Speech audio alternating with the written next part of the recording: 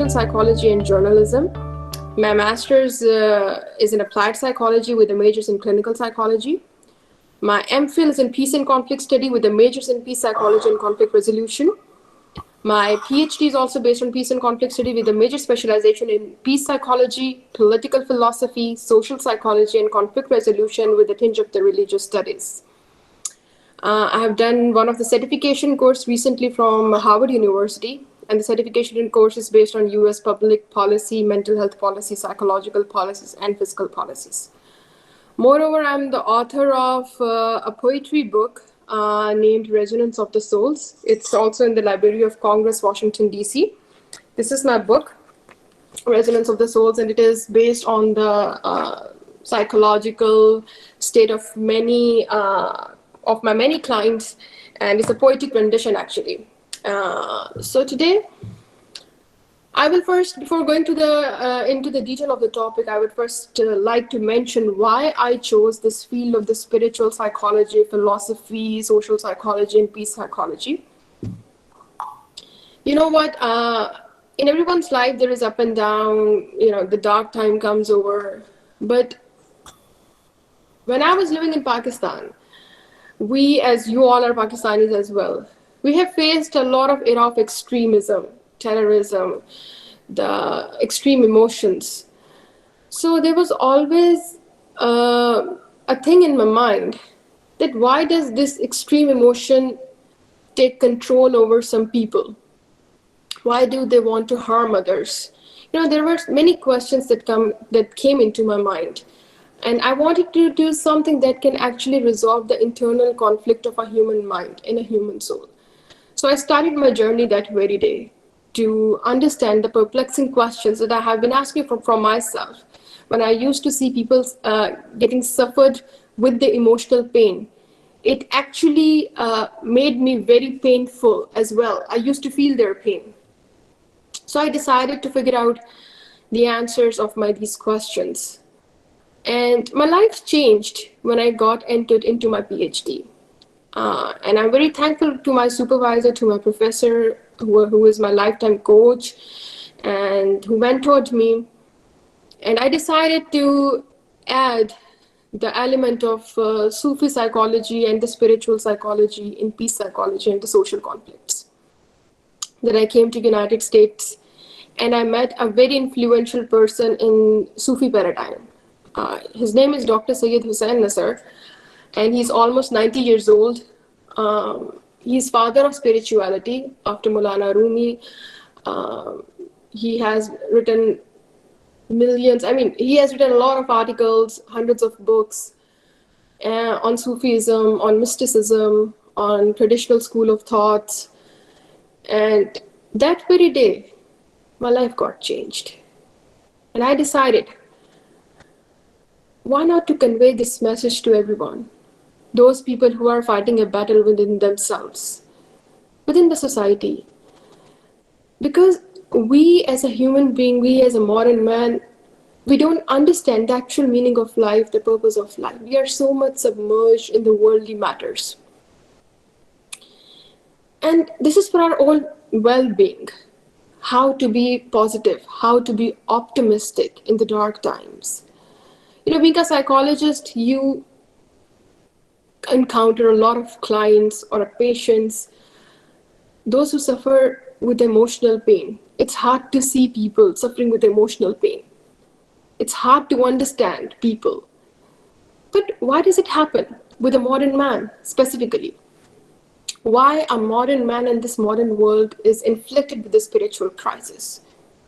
There's always a question in my mind. And I tried to answer this question in my dissertation as well. Since we're talking about psychology, Sufism, mysticism, and all that, firstly, I would like to mention what does psychology actually mean? In modern philosophy and modern definition of a psychology, it means the study of mind, right? But the actual meaning of psychology in the traditional school of thought was the study of soul. Unfortunately, that profound element soul has been eliminated in our modern school, in the modern school of thought. Soul holds a very, very important position in our human consciousness. I can give an example of a pendulum. You know, have you seen pendulum? It moves to and fro because it has a central point. Same is the case with our soul. It has a central point which needs to be figured out. And what this central point is? Now the question is this. The central point is your heart. And heart is where the divine lives. In order to spiritually, in order to psychologically, emotionally groom yourself, you first need to understand the profound category that God has inculcated in you. That is the importance of your soul, the importance of that center point. Philosophically, heart is your central point. And heart is where the divine lives and where you can make the connection with the transcendence, right? So how can you make the connection with the transcendence? I have a question to my audience. Have you ever thought of it? How can we make the connection with the transcendence in this modern world where we are so much submerged into modernism and in all the glamour of our lives? How can we actually make the connection? Can you answer my question? Anyone? Definitely. There might be many things going in your mind, but the actual thing is, the actual answer is by the positive affirmations. By understanding the importance of divinity, by understanding the importance of your life and thereafter. When people come to me, especially in the state of depression, especially in the state of anxiety, many students also they face, especially in the COVID days, many people suffered with the depressive illness, many people suffered with the anxiety, many people suffered with stress, because it's, for some people it's hard to live in houses and it's hard for them to spend a quarantine life because they're so social that they don't want to spend time alone and all that. I know it's difficult. It's difficult because we as a human are the social, very, very social entities. But there's a profound lesson in it. There's a metaphysical explanation to it. Why COVID happened. I know scientists might disagree with me, but you need to understand the spiritual thing that has been, happening within you, within ourselves, within the modern man. That spiral needs to be unwinded. And that is the time to actually contemplate. This is the time where we can actually understand ourselves. The problem with us is that we are unable to understand ourselves because we have eliminated the profound category from our life. So soul has a lot of importance in the self-awareness and soul consciousness. Because mostly people, especially the modern man, we are so much entangled in imperialism that we forget that which thing is more important for us and which can benefit us in the life thereafter as well. So firstly, you need to understand the types of soul that exist within you. Nafsul Ammara, that is inciting soul. Nafsul Lawwama, that is a self-accusing soul. Nafsul Mulhama, that is an inspired soul. Nafsul Mutmainna, that is soul at peace. So I will ask another question. Just write down my questions that I'm going to ask you, and I want answers from all of you. That, do you really feel your soul at peace? No matter how much do you achieve, no matter how far you go in your life, but do you feel that your soul is at peace? My question is this. And this question is for every client who come to me. No matter how many achievements do they have, there's always a certain element in their lives that they're unable to figure out. Dark times. Dark times lead to a lot of emotional sufferings, such as anger, anxiety, emotional pain, betrayal, a lot of things.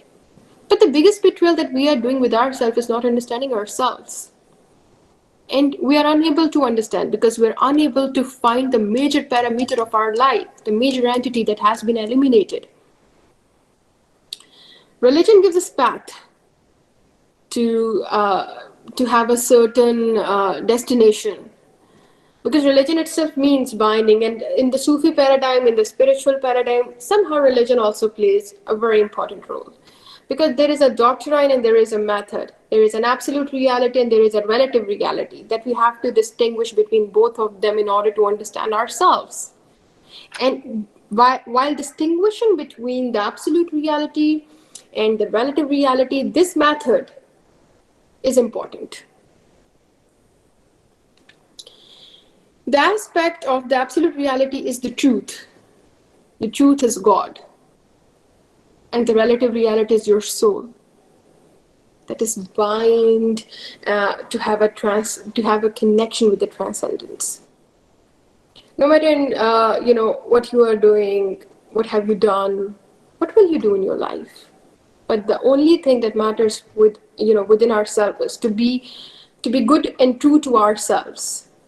There is a very famous quote of Maulana Rumi. He quotes, and I say,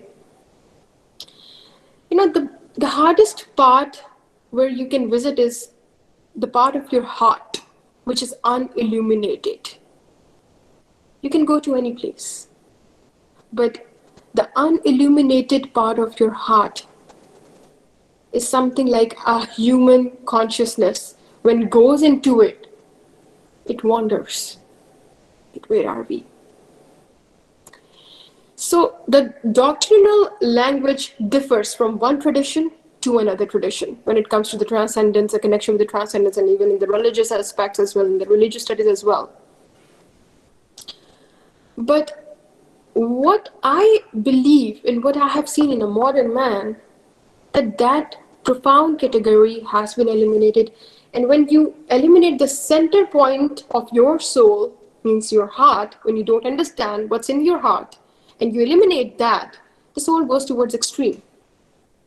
It goes towards the polarity. It goes towards white and black. It doesn't have the gray area then. That's why there are so many emotional sufferings with every second. Every time a person, especially our youngsters, they're very prone to depressive illness. Why? Because we are not spiritually and we are not soulfully that much strong now. We need to figure it out how we have to have the good coping abilities. So there have been many experiments. Like I would also like to mention, you all should read a book that is Why Religion Matters by Houston Smith. And it's a very it's a book which has a lot of lessons in it. Since I told you I'm a follower and I really like the literature of Dr. Sayyid Hussain Nasr, here is his book. That is a very good book. That is Ideals and Realities of Islam. He's a very famous philosopher here in the United States as well. And his readings can actually give you a lot of insight. An amazing person, an amazing human being, and it can actually guide you a lot about your life. So one thing I would like to mention over here, that there are two eyes that you can see the outside of the world. You see the world is beautiful, we are studying, we are achieving our goals from these two eyes. But there is a very profound eye within yourself. That is your inward eye. The eye of your soul, the eye of your heart, where you'd have to figure out, where did we go wrong that we are, inflicted with so much pain, with anxieties, with stress, with depression? Why? You should have always a belief, a firm belief that there is always a light from the darkness. There is always a light from the darkness. And it has a lot of metaphysical and philosophical explanations to it. Like I mentioned, the central point of your soul. So, second thing that I would like to mention, that I have seen in our youngsters as well, that they worship their egos. They worship their egos a lot. They're very egoistic. In every matter, even in studies, in relationships, in their daily life, they're worshiping their egos. Why? Because, the international, everything, the social media, the electronic media, We are trained now, we live in this world, in the gadget world, that we have forgotten the actual meaning, the perplexing questions of our lives. We're worshipping our egos. So, as Maulana Rumi also says, you cannot truly love yourself when you worship your ego. You cannot truly love even a second person when you worship your ego, not even God. A person who is worshipping their ego cannot love anyone. So, compassion, empathy, vigilance, sincerity, loyalty are four important elements that can nurture your consciousness, that can nurture your ability to critically think about what is wrong and what is right.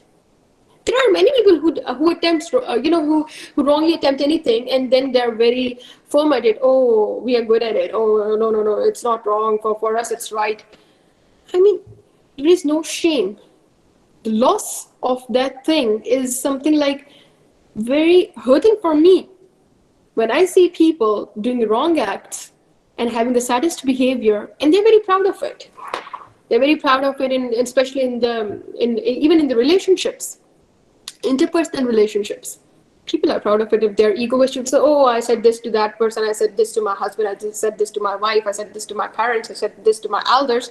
And they feel proud of it when they misbehave because they're worshipping their own ego. So my profound message for all of you, you all are young people, university going people, my profound message for all of you is to add the level of compassion and stop worshipping your ego. You have to realize that at some point, because a modern man, he doesn't realize that they're worshipping their ego. They think that everything is right. They're blind to their mistakes. And when you become blind to their mistake, you become blind to your consciousness. Your consciousness die. With the shady hearts, you cannot purify your souls. You cannot. It's entirely impossible. You have to just open up your eyes, not only these two eyes, but the eye of your heart. The heart sees. You have to open it up. Don't blind up your heart.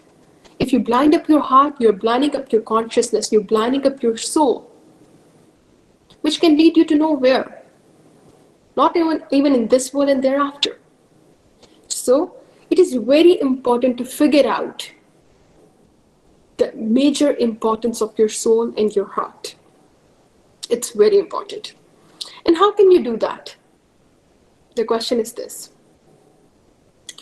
There are many people who come to me and they ask me this question. Okay, you're talking about the inward eye, and you're talking about the importance of soul, you're talking about the importance of heart, but how can a person do it? Because it's impossible for them. They are living in the glamorous modern world, in the field of science and technology, where it's blooming like boom, and then you are unable to understand your actual self, because you're so much submerged in this worldly things. I always ask them that, how do you feel when you achieve everything that you want, but still you are not at peace? They don't have an answer. They cannot reply me on that. They cannot answer me this question. Because there's a profound lesson if you look into it. You have to deeply think, meditate. Meditation, the soulful meditation, is extremely important. It's extremely important in your life.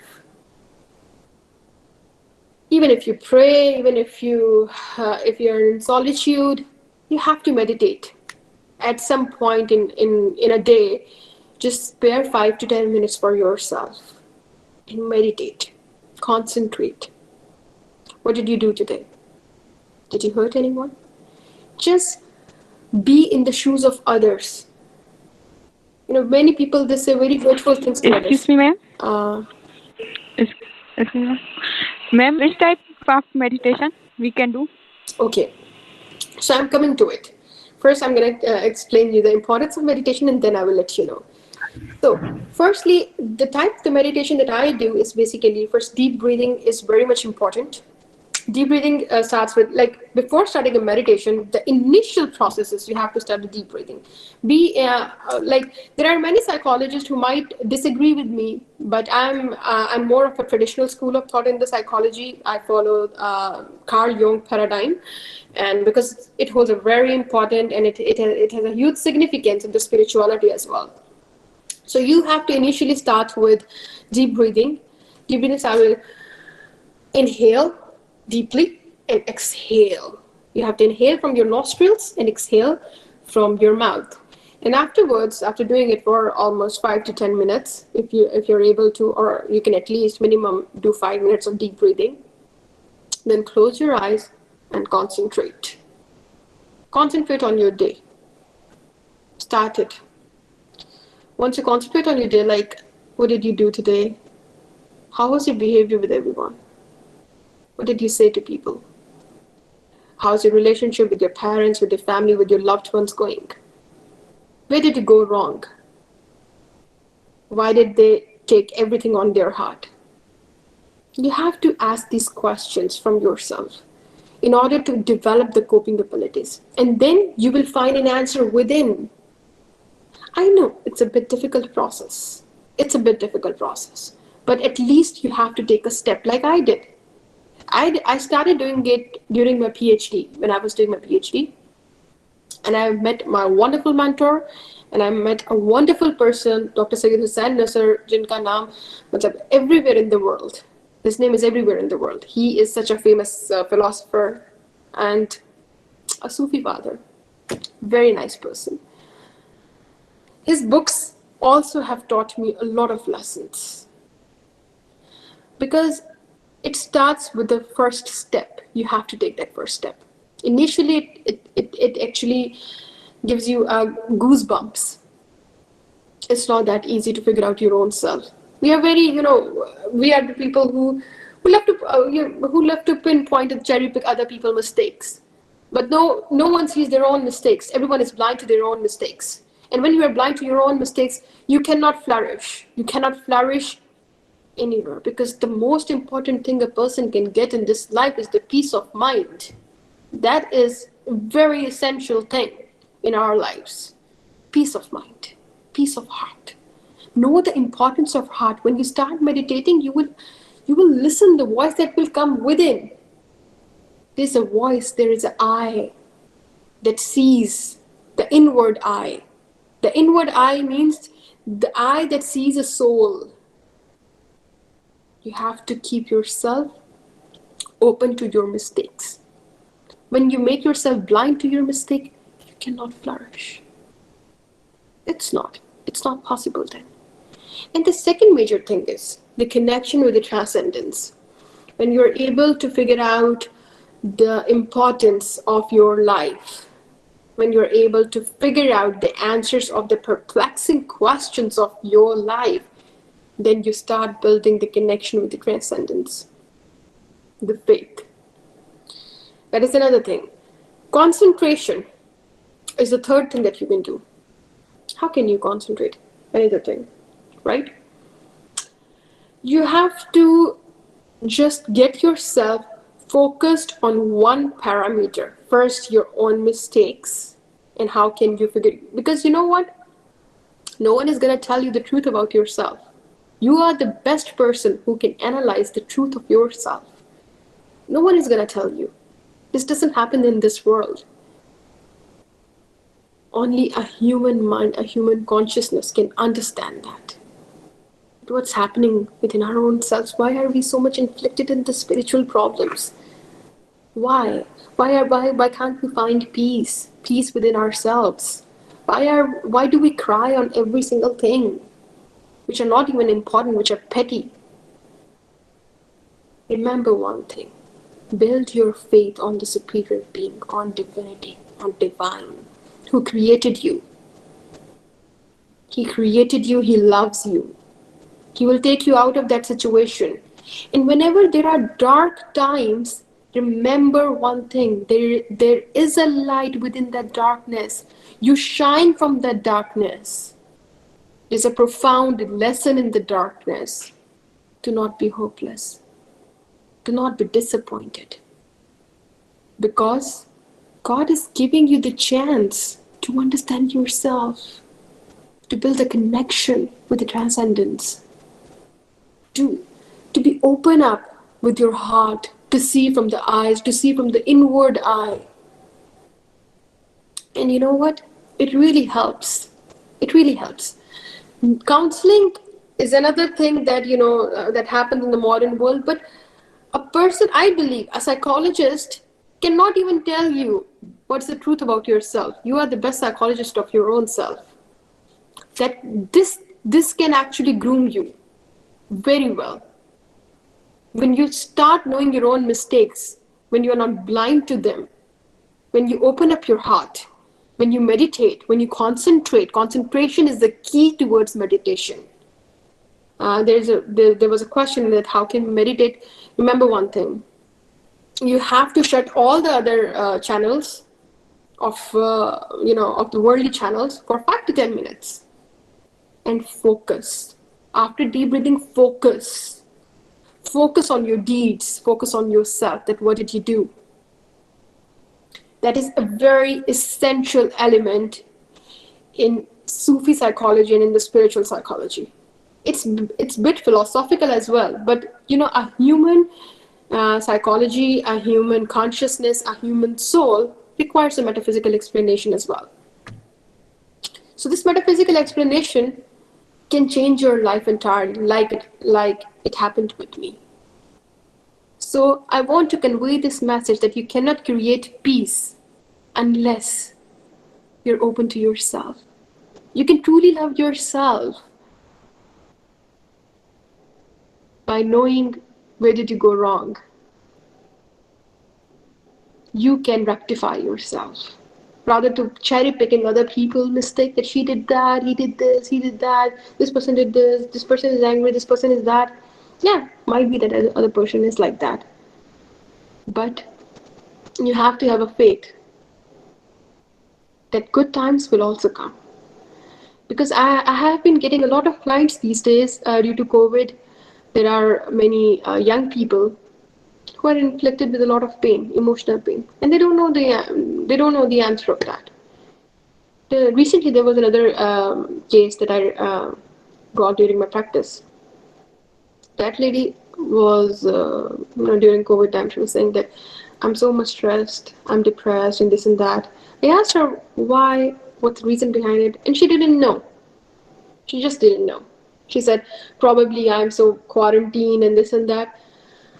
But the thing is, I don't understand why people cannot find an answer and why people cannot figure out that this is a time for the contemplation than to complain.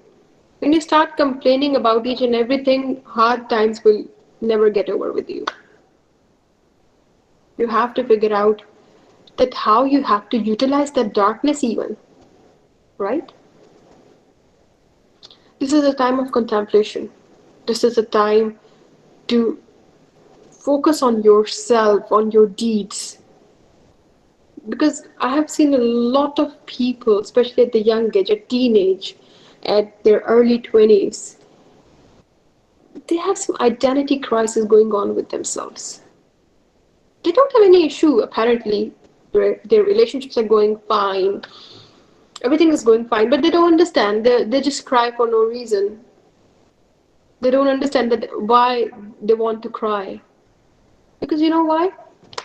When our soul is so much in pain, when our soul is, inflicted with a disease, with a spiritual disease, it craves for crying.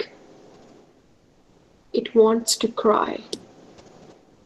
And a modern human, apparently, is so blind that we cannot see. Why? Because we don't have inward eye. We are unable to figure out that inward eye within ourselves. You have to figure out that inward eye. I'm sure there might be many people from your class who might be having the same situation at some point, that you don't know you are crying, right? There are many people that during my 10 years of almost practice in psychology, I have seen many people who don't know why do they want to cry. There are, for some people, there are some legitimate issues that are going on in their lives, but many youngsters, they don't understand. They just cry.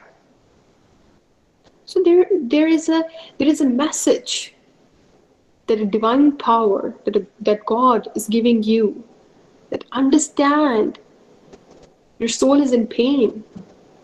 It requires some medication, and that medication is meditation. That is important. Ponder upon yourself. Ponder upon the deeds you do. Let it go. Let the anger go. Let the depression go. Just rise from darkness.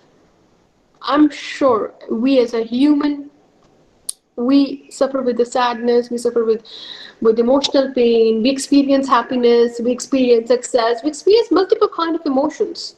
These are the part of our lives. But the actual victory of a human is when he rises from darkness, when he understands the meaning of darkness. Darkness is a profound lesson for us. When you figure out the light from the darkness, you are unable to feel that emotional pain. Then you figure out, oh yes, that's where I went wrong. Like your body needs water, like your body needs food, your soul also needs some kind of a food. And that food is contemplation. That food is meditation. That food is understanding. It's understanding the importance of soul, the importance of your heart. If I would ever have to ask someone, how are you? I would rather prefer to ask, how is your heart doing? How is your heart doing? Because your heart holds an essential part in your life, in your this life and thereafter. You have to figure out the importance of your heart. Because remember one thing, heart is where the divine lives. Your heart is very important. Take care of it. And see from the eyes within. I would like to open the house for the question and answers. If you have any question and answers, you can ask me. But before that, I would like to share one of my poem from Resonance of the Souls, my book. And my second book is also going to be published in the Library of Congress, Washington, D.C. It would be placed, the second book also. And I would like to send copies in Pakistan as well. But first, I would like to mention this poem. Um this poem is basically based on humanity, a soulful connection. That's the title of this poem. And I would like to tell the brief background behind this poem. That we have to eliminate the the negative emotion for the other people, like anger, sadist behavior, cherry picking other people's mistake. We have to eliminate this because we all are connected with each other. You have to understand this. So this poem is based upon that theme, and I would like to read this poem for all of you. Humanity, a soulful connection. There are no enclosures for us, for we are free birds on the sky of earth. Our souls are wings in this world, flying out to meet the perpetuity. How can we all be separated from each other? For we are all interconnected, holding our heartbeats in each other's heart. Why should we worry? Where will we go? For our destinations are all same. We will remain with each other in hearts, being heartbeats. This poem can tell you how important is the connection of humanity. When God created this earth, He created us. We need to take care of each other. We need to take care of our own heart. The reason why we are unable to take care of other people's emotions or others is because we are unable to understand ourselves. And why? Because modern man has eliminated the very profound element from his life, the soulful entity, your heart. You have to open the inward eye. These two are the outward eye that can see the world. But who can see the inward world? That is your own heart. Thank you. I would like to open my house for the question and answers. If you have any questions, you can ask me freely, please. Ma'am, Yes, please. ma'am, I want to ask, do I have to be religious to become spiritual? Do you Because have to everyone what? think, do I have to be religious Okay. to become spiritual? Well, there are many schools of thought for that. Religion gives you the path. Okay, that gives you what does. First of all, I would like to mention. Do you know what religion means? Religion is basically derived from the word religio, which means binding. Okay, binding with the divinity, binding with the superior being, the relative reality and the absolute reality, and the doctrinal language that differs from one tradition to other tradition in each and every religion, whether it's Islam, whether it's Christianity, whether it's Buddhism, whether it's Hinduism. Religion definitely gives you a path, but you can be spiritual. First of all, I would like to ask you a question. For you, what does it mean to be religious? Ma'am, to be honest, I really don't want to be religious. I'm a really atheist type of person. Okay, so that's what I was talking about, the spiritual crisis of the modern world. Well, atheism is something like we as a philosophers have actually these philosophers, most of the renowned philosopher also talks about atheism, that it's basically the extreme thing, extremism. It goes like, let me tell you. Say for instance, this is a pen, okay? So it requires a center, right, to keep a balance. If I don't hold it from the middle, it might fall down like it did. Same is the case with your soul. Soul has a center. If you eliminate that central point from your soul, which is your heart, and heart is basically for the presence of divine, it's important. And if you eliminate that element, your soul can go towards extreme, either towards atheism, or either towards extremely conservative religious. That is also an extremism approach. When you become too much conservative, that you are so blind to you're so blind to the openness, and people, they got stuck with the literal meaning of the religion. That is a fundamentalist approach, I must say. And then there is another polarity, that is extreme modernism, that comes to from the atheism. But you have to be balanced, right? We have to, the central point that I have been talking about is basically to create a balance in your life, the point where you keep yourself balanced. When the balance goes off, then you goes towards extreme, right? You go towards extreme. Your soul goes towards extreme. That's what we don't want, because then many people who go towards extreme, they become blind to the inward eye. I'm not saying to be typically religious like most of the scholars, the conservative people are. Like they're so stick to the literal meanings that their minds are blocked up. Their minds are, they cannot understand and welcome the openness of the other religions as well, and of the other people. They feel like be the any kind of other, be the social other, be the political other, be the religious other. These kind of the conservative religious. These are also extremist people. But the atheist, that comes the atheist.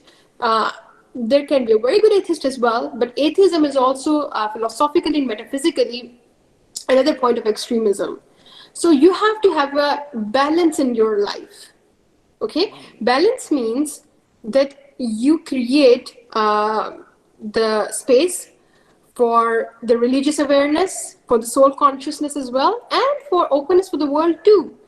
You cannot just say that the other person is wrong, the other person religion is wrong, this is a wrong thing, this shouldn't happen, no, no, you shouldn't be like that. You should have a balance. That's what I'm talking about. Flow. Your soul actually flows within you. And once you become a balanced person, a balanced personality, then you are able to understand what's going on in your life, the perplexing question. I would actually refer you a book. You must read that book also. It's a very good read by Houston Smith. The book is written by Houston Smith, Why Religion Matters. Thank you. Can I ask anything else? Yeah, sure. Yeah. Ma'am, this is a question I'm really, matlab, I need the answer for that. Would you Mm-hmm. please help me out?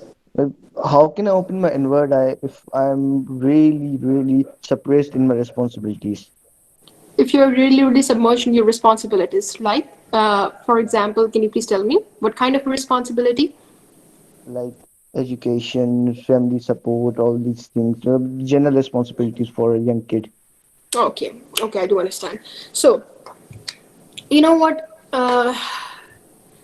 The most important thing and the most important justice that you can do to yourself is to find the time for yourself. Being workaholic, being submerged in the worldly matter is another thing. But the most important thing is to spare the time for yourself.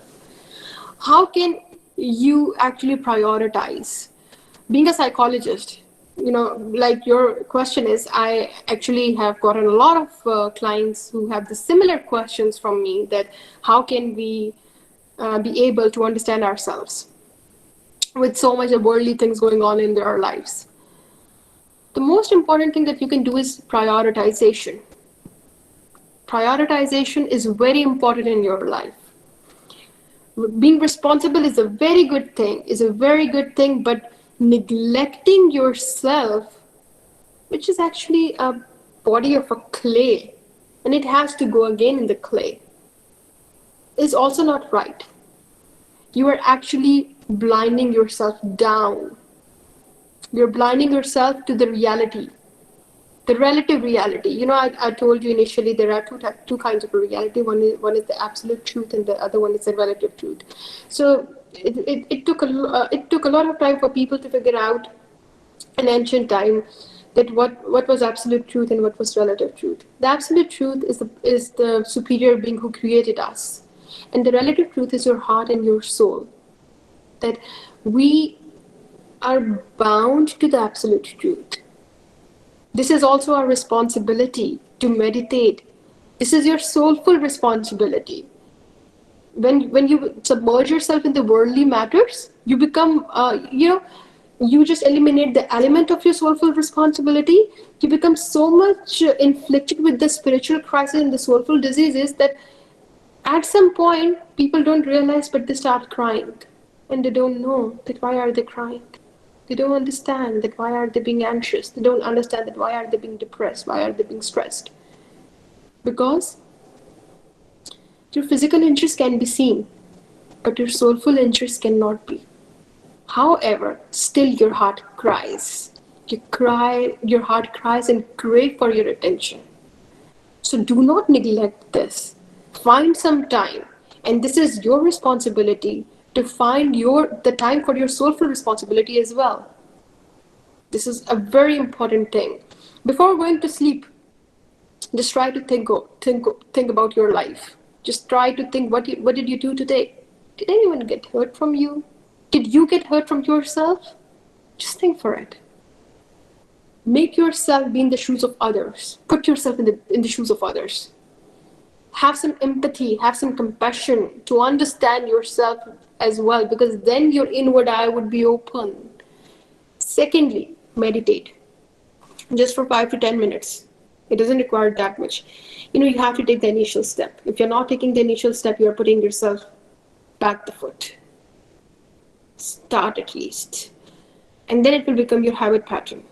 I know, I can understand, I can relate to you as well, because everyone, mostly youngsters, they are like that. Even my life got changed when I got into PhD, and when I met wonderful professors and the philosophers. People from all over the world come to Dr. Sayyid Hussain, so the one I'm talking about. He changed many people's life. Even Christians, even Hindus, even Buddhists. There are people from different countries coming to him.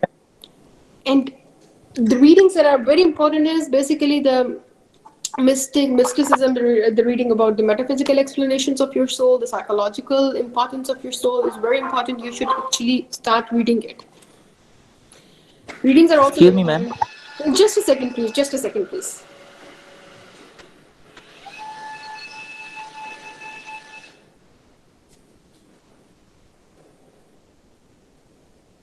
I'm sorry, yes. Ji, okay. No problem at all. Mhm. Okay, you may continue, please, Yes, Maru. please. Someone wanted to ask question, I believe. Yes, ma'am. Yeah, we have got hand raised by Jannat Sumro. Sumro Raj, one by one, beta, ask questions and give everyone a chance to ask Yes, ma'am. questions. All right? Mm-hmm. So, who would like to ask first? Is it Jannat? Jannat has Yes, raised ma'am. her hand. So, Yes, ma'am. Ma'am, I have a mhm. question. Sure. ma'am, Ma'am, is considering it okay to cry for no reason? Like,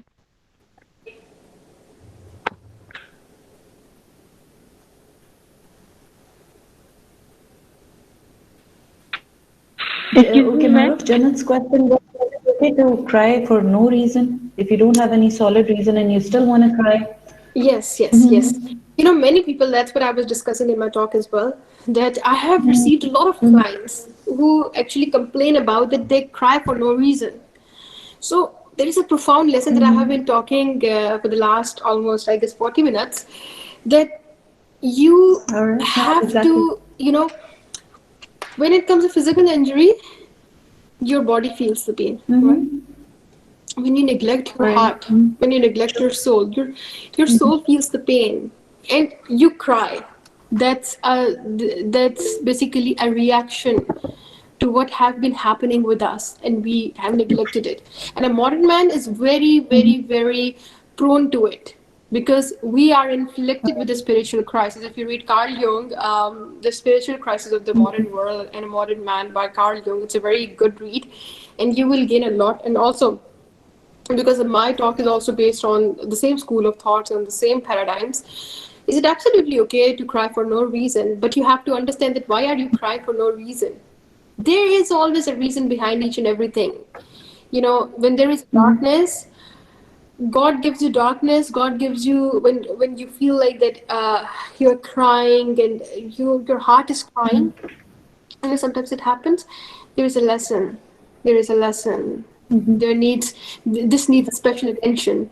Special attention means that you need to focus that where did you go wrong. Sometimes we do wrong and we don't realize it.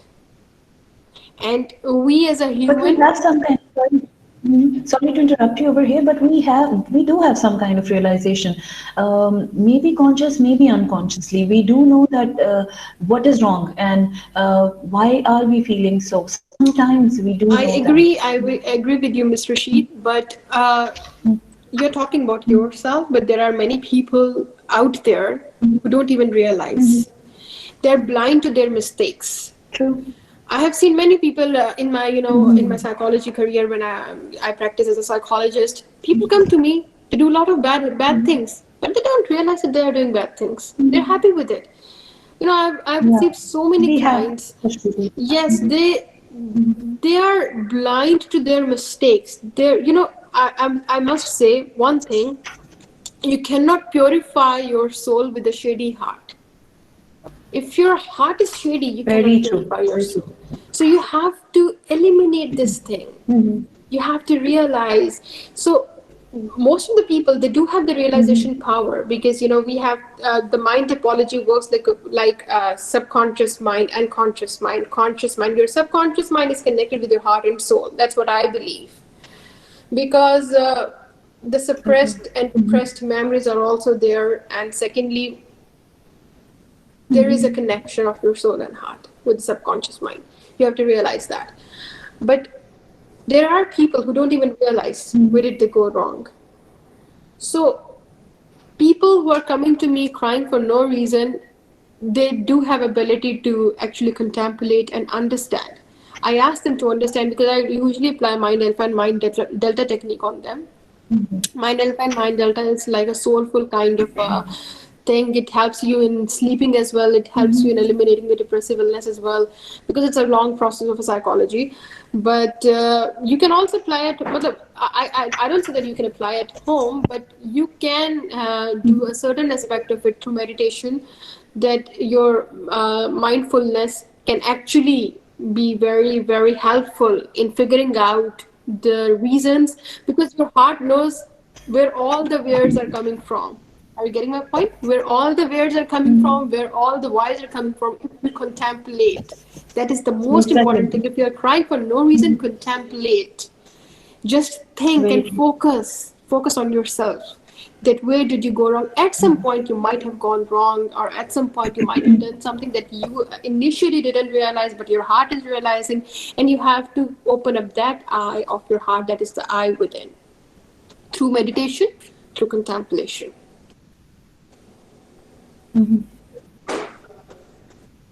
Okay, got it.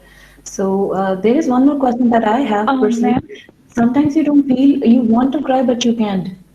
How do ma'am, you most of see the that times thing? we Yes, listen yes, that. yes. Then it's over. Secondly, as Ms. Rashid has asked Okay. questions, sometimes you want to cry and you cannot. Mm-hmm. You are pretending to be strong. There are many people, we all have the different kind of a cognitive makeup. Mm-hmm. Every one of us are different in the cognitive makeup. Mm-hmm. There are people who cry openly. There are people who want to cry, but they are unable to because they want to remain strong. They want to pretend that they are strong enough, that they can cope with it. But coping abilities are something different. Coping abilities, the crying doesn't make you a weak person. Sometimes crying is very important in psychological sessions. We ask, there are many clients who come to us, they don't cry. For example, a few days back, I got a client, her loved one died and she was unable to cry. She couldn't. She said, I didn't cry. I'm very upset. And she was like totally speechless. She was unable to talk. She was unable to open up. I tried to apply the projective technique on her. She was unable to respond with me. And in second session, I just looked at her and I asked her to cry because sometimes it's really important. All right. And she cried like anything. She cried Wow. hard. After crying for almost 15 to 20 minutes with the hiccups, she was able to share her worries, her problems with me. And these were the problems. These were the things that she was going through. Because sometimes crying is very, if you cannot cry with someone else, like I'm a psychologist, I'm a neutral person for people. People come to me, they cry in front of me. I counsel them, I analyze them, I treat them, and then they're happily they go back. But some people are not comfortable to even coming to the psychologist. So how can they be able to have a coping abilities? At least you can cry in your prayer. When you pray, you can cry. It's important. It's very important. Don't just don't try to pretend yourself. There are people who pretend themselves strong, but actually it makes you weak. Sometimes you have to cry out the situation. Exactly. And you feel all filled up if you don't do Yeah, that. you're So, burdened yeah, then. we have got Shamsuddin. Yeah, exactly. We have Shamsuddin over here who has a question. Shamsuddin, if you can, if you would like to ask right now. Yeah, please go Yes, ahead, ma'am. Beta. Just just like ma'am said, considering religion as a tool. So Mhm. I wanted to ask ma'am, what is the real meaning of life? What is the real meaning of life? If you were Wow. listening to my talk, It is. yeah, Okay. okay. So Yes, Shamsuddin, if you Shamsuddin. were listening to my talk, I mentioned one thing. Yes. No one is going to tell you truth about yourself. Remember this statement. Yeah. Remember this statement for your lifetime. No one is going to tell you the truth about yourself. It's the person who figures out the truth about themselves, right? I'm just going to give you the path. I'm just giving you the path that how to figure out your Wrong. questions regarding your existence, the human existence, many things about the worries, Sure. about a lot of things. The relative. Correct me if I'm wrong. Correct me if I'm wrong. I think that the true meaning of life is just to be alive. It's so simple and so obvious and so easy. Yet everybody rushes around in a great panic, like it were necessary for them to achieve something beyond themselves. Is it right? No. That's entirely a worldly kind of a thing. The spiritual crisis That's what I've been talking about. The modern man is inflicted with a spiritual crisis. That they're so much submerged in the modern technology. They're so much submerged in finding the answer from the science and technology that they're unable to find the answer from within themselves. They are blind to themselves. You are not nurturing your soul if you feel like, oh, let's go with the pace, let's do this, let's do that. Then you're blind to your own mistakes as well. You believe that you are always right. People like with this kind of approach, they might believe that they're always right, what they're doing is okay. There is not any deeper meaning of life. Life has a profound meaning. We are over here. This is a temporary life that we are living right now. This is a dream. Just consider it a dream. This is basically our test for our life thereafter. And I've heard, ma'am, there is reincarnation. Is it true Well, or? reincarnation is basically, I guess, it's a Hindu concept, I believe. Yeah, that Yes, it exists in many different schools of thoughts, right? Everyone has a different school of thought in this kind of, because it's entirely religious too. I'm not going into the deeper aspect of it, but there is surely a life after death. That is important, the life after death, and the importance of your deeds and the test of your deeds. You are accountable to that. Okay, thank you so much for the answer. If we have any other questions, And students? I have a Yeah, question. Hello, I have ma'am. a question. Okay, Sumbul yes, ma'am. Taj, I would like to give the platform to Sumbul Taj. She has also raised hand. So Sumbul Taj, and we are running out of Thank time you. as well. Yeah, we are Yeah, running out because of time it's as well. already Thank you fine. so Little much one for is being with crying. us. Yeah. Oh, I do Ma'am, understand. I Okay, but hurry up. So be quick with it. Yes, Simple Taj, and after that we'll have Zahid Hussain. I do have a questions also, but I'll ask it some other day. All right, in Mahrukh. Sure, Okay, sure. Ji, Simple Taj. Yeah, I would love to. Yes, Simple. Ma'am, ma'am, if meditation doesn't work, then which other thing can help us? Mhm. If meditation doesn't work, Yes, ma'am. which other It's thing my can question. help you? okay. Okay. So, first of all, as I have been talking before as well, that before going into the meditation, you first need to relax yourself. Like PMRT, that is called as progressive muscle relaxation technique, and the deep breathing. Deep breathing is basically a very soulful kind of an exercise. It's a psychological exercise that we ask our clients to do during our sessions. It helps them to feel relaxed, because meditation doesn't happen with the mind which is very much occupied. With the preoccupied mind, you cannot meditate, you cannot concentrate. So first you need to eliminate all those kind of worries, just delete every thought from your mind and start your deep breathing. And after that, just think of a scenario. Think of a scenario that what will you be after, like, if I usually give this kind of a scenario to my clients, that how do you imagine yourself after 10 years? How do you imagine yourself after death? How do you imagine yourself in this life? And it requires a proper concentration. And I jot down their thoughts, because their thoughts have the connectivity. Then I make the connections and apply the projective techniques, and you can do it to yourself as well.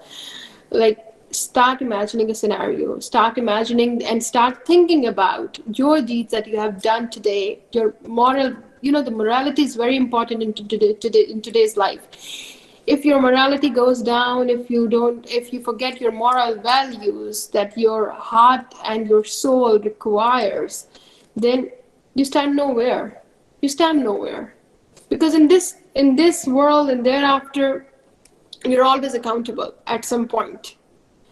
So you cannot just run away from the realities, from the relative reality of your life. The relative reality is your soul. You have to have the initial steps that are basically the concentrations. You have to build the concentration, and every one of us has the ability of the concentration. The psychology, the cognitive psychology, has actually done a lot of researches on the concentration.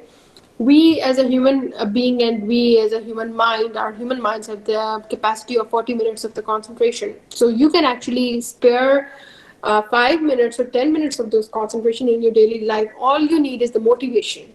You need to be motivated that you have to understand yourself first. You have to figure out the things that have gone wrong and they are that which are going wrong. So eliminate the occupied thoughts of the daily life and concentrate on the deeds that you have done. That is very important. Apparently my talk might, make you feel like the moral values. No one talks about moral values these days. It's very important. Very true. It's just so important that it can make you psychologically and cognitively very strong if you understand the meaning of the moral values. That today, I have seen many youngsters, they've forgotten everything. They've forgotten the value of their parents, they've forgotten the value of their relationship, they've forgotten the value of they don't do justice with even their studies, with even their jobs, with even their own lives. They're inflicted with so much pain. You have to figure out this all, sincerity, devotion, diligence, vigilance is the key to that. Be sincere to yourself. Stop worshiping your ego.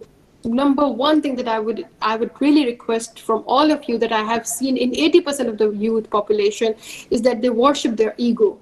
Once you worship your ego, you stand nowhere. But if I can interrupt over here, my question was related to this. Since you have talked about ego and you have said that we have to be ego conscious, but don't you think that if we lose ego or if we keep it aside, we won't be able to keep intact our self-esteem, our self-integrity, and the self-confidence. So for that, we have to, you would be better able to tell about it that. What is the difference between ego and what is the difference between and pride, if we say, Yes. and if we talk, because Yes. youth is really having a difficult time to keep up with these two.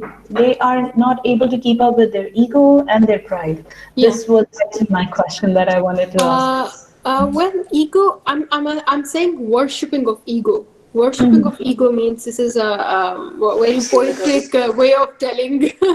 Worshipping of ego means when a person is extremely egoistic. Like I've seen in the marital counseling when I do marital counseling and problems that people suffer with Exactly. marital issues, they have Yeah. ego issues.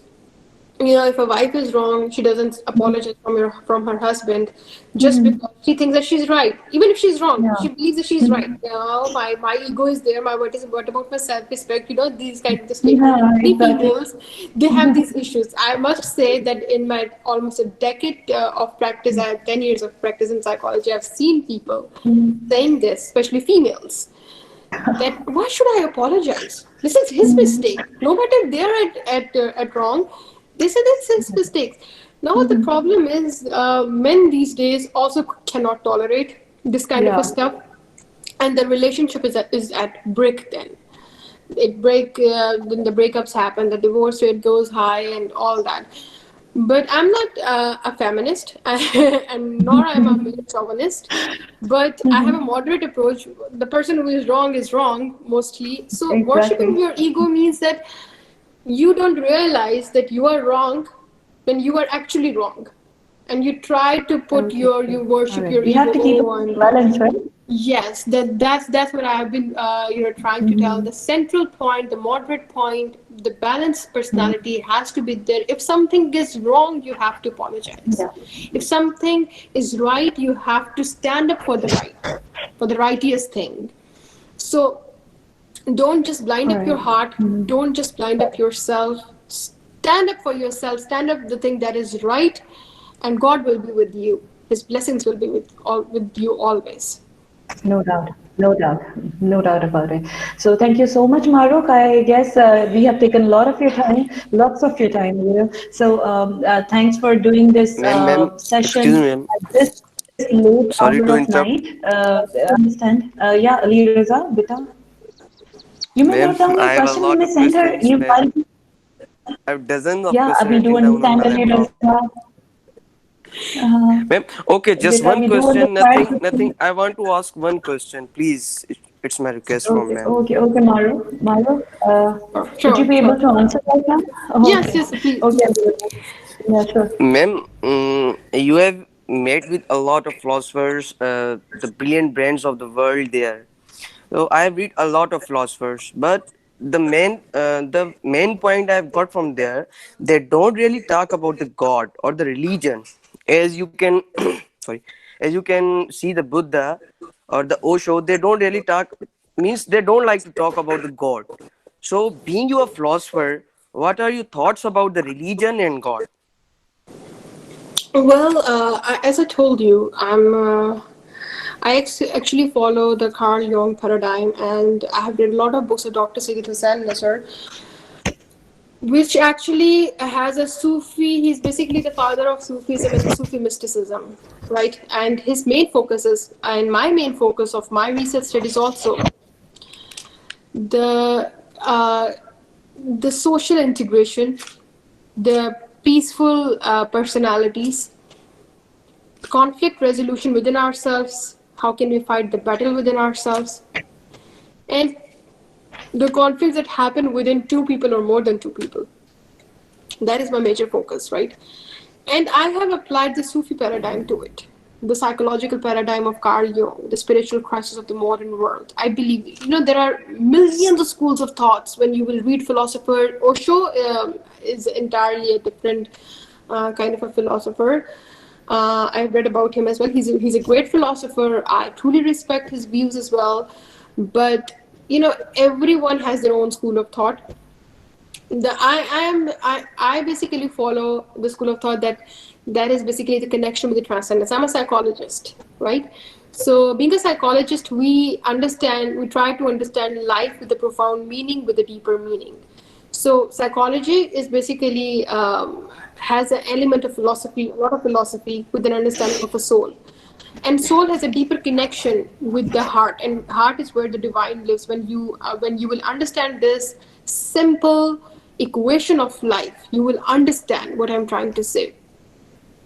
So being a psychologist as well as philosopher, there are many philosophers, as I said, but I follow Dr. Sayyid Hussain Nasr school of thought, and I follow Carl Jung. He was a Swiss psychiatrist and also a psychoanalyst.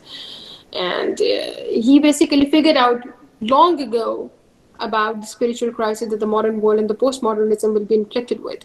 And this is exactly what is happening now. You can actually see the lesson in COVID-19. It has a lot of lessons that they can tell you that Yeah. why is it even happening and why couldn't we are helpless. We as a human are helpless.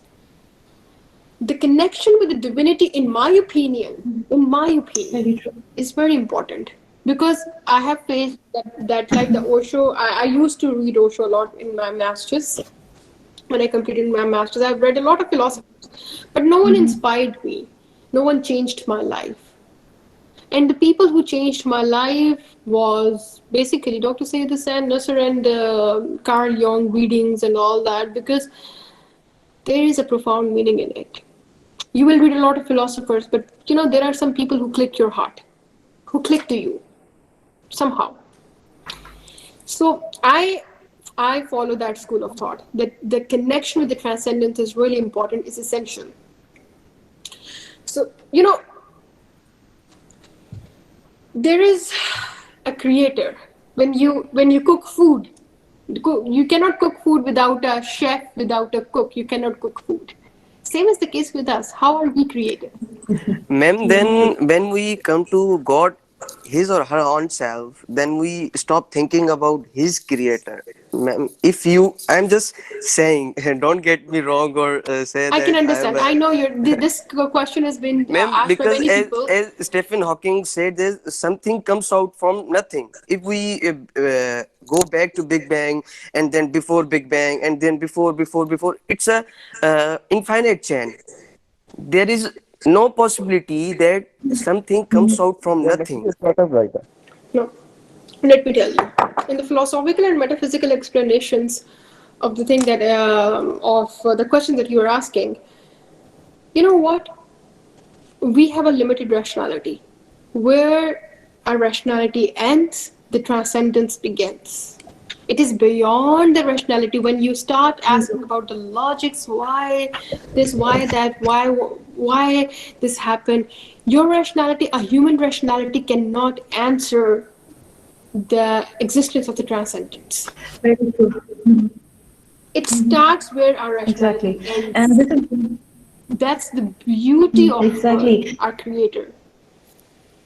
Yes, ma'am. You can say, ma'am. That's If true. you That's believe very on true. And Sufism, thank you so much, the Maru. Ali Raza, Ali okay, ma'am. Raza, Last we have just sentence. promised you one question, and you have asked Ma'am, so much last in your sentence. mind. It's So not I a guess enough, question. enough, enough. Thank you so much, Ali Okay, Raza. okay. Ali Raza, You can just write all down the right. questions and you can email me those questions. I And can answer you, right?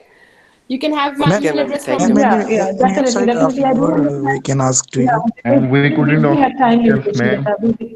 What about us? Beta, you may Ma'am, email if you us share your tonight, email, or we can have another session, Maruk, if you would be gracious enough to give us more Sure, time, sure, as sure. I can have another session. it's Yeah. that's And great. that That's session will great. be So dedicatedly towards I must say that the next session that I will have will be dedicatedly towards the question and answers. Any question that you yeah, will have, so one definitely. hour we will dedicatedly I will answer your Because questions. exactly. So students, hold on to your questions, and definitely she's going to answer, inshallah, in the next session. Or you may write it up with you, and we can send her through an email, because we are really running short of time. As I have promised her some, shorter time, but she has given us lots of time, and I'm so very much, I'm so thankful to you for that, and I'm really obliged, Maruk, for doing this session at this late hour of night, and for especially doing this for my students and for my university. I'm really obliged and thankful. And it was really eye-opening, really thought-provoking. I really had wonderful time. And just like my students, I have lots of questions to ask, but inshallah, we'll do it some other time. Inshallah, Thank you the so next much. session that I will be doing with all of you would be dedicatedly towards the question and answers. I won't speak anything. I will just answer your questions then. All Thank you right. very much, ma'am. Okay, it was Thank you so lovely very talking much. to all of Thank you. you, the young minds. I really love talking with all the young minds, and really like to dig out what's going in your mind, in your spiral cognition, what's going and what's happening. And thank you so much for having me, Mr. Sheet. It was lovely session, and that's so thoughtful of you for having me with your class, and Nice to you listen to you, ma'am. interact. It was lovely talking with all of you. I'm obliged. It's lovely having you too over here. Thank you so much. Thank Thanks you. a lot. Pleasure. Thanks a lot. Bye bye. thank you so much, sir. Bye Allah bye. Hafiz. Thank you, Okay, ma'am. so Bye bye. bye, ma'am. Thank you, Maru.